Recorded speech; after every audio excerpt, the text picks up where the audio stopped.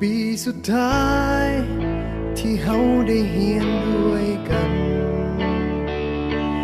ปีสุดท้ายที่เฮาจะต้องจากกันผ่านการเฮียนผ่านวันเว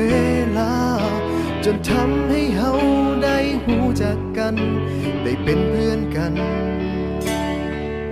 จนวันนี้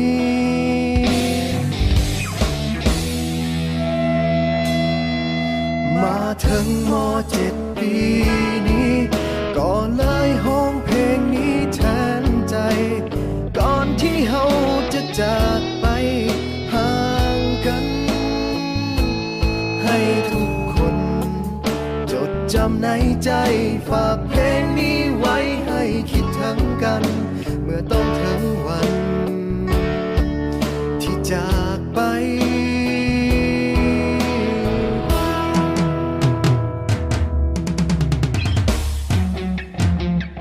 ก็เลยเขียนเพลงนี้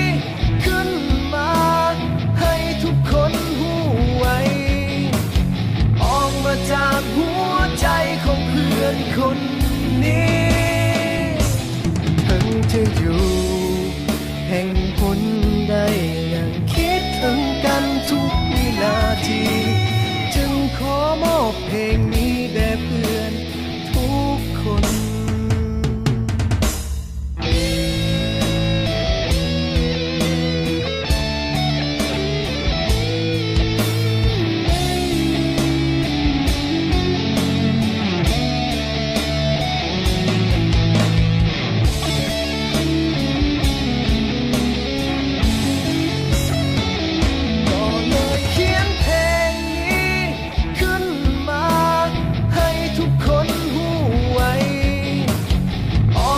จากหัวใจของเพื่อนคนนี้ถึงจะอยู่แห่งหนใดยังคิดถึงกันทุกวินาทีจึงขอมอบเพลงนี้แด่เพื่อนทุกคนสุดท้ายนี้ที่อยากบอกเอาไว้ถึงจะอย่างใดก็ยังมีคำว่าเฮาคำว่าเพื่อนในวันนี้